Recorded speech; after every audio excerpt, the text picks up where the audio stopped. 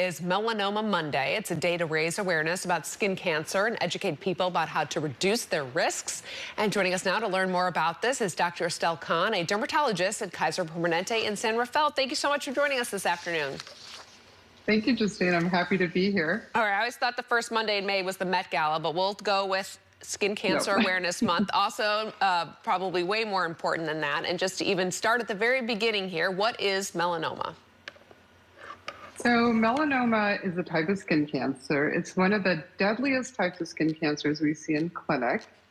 It starts usually on the skin, majority, and it comes from a cell called the melanocyte. Now, your skin has a whole bunch of different cells.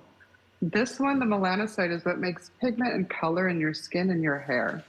And so when sunlight or UV light hits these melanocytes, it can cause DNA mutations, and you accrue enough of these mutations and you can develop a melanoma. So what are some of the important things we need to know about it?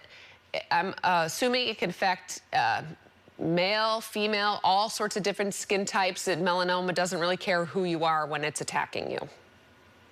Absolutely. Melanoma can affect all genders, skin types, ethnicities.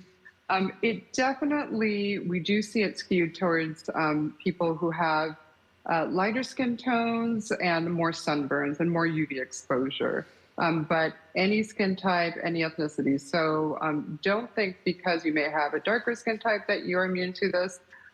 Anybody can be affected.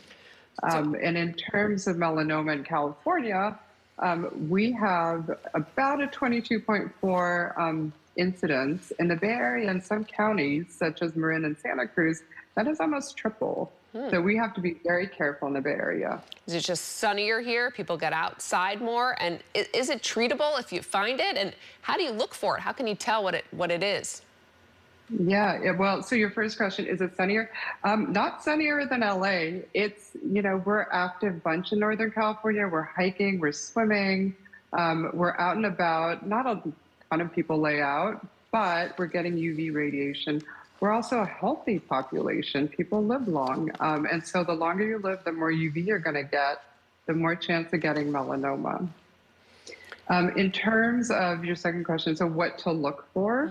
And so what you want to be looking for are changes in your moles and changes in your skin in terms of dark spots or any kind of spot that's changing over time. The American Academy of Dermatology, who promotes Melanoma Monday and who is the body in America who basically oversees dermatologists, also pushes for awareness by using what's called the ABCDEs of melanoma. And that's just a nice little mnemonic for self-exams, just to get a sense of your moles and your spots, just to see if they're changing or asymmetrical and so forth.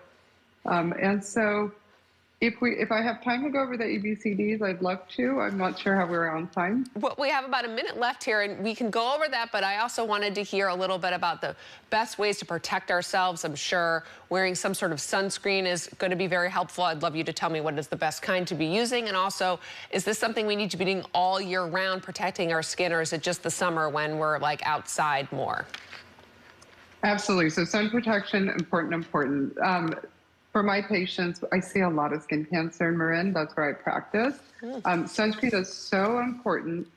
I really put emphasis on sun protective clothing and hats. Nothing is going to trump that, meaning just putting those long sleeves, long pants, and that broad brim hat. In terms of sunscreen, you want a daily sunscreen, SPF 30 or higher. You want one that has UVA and UVB coverage.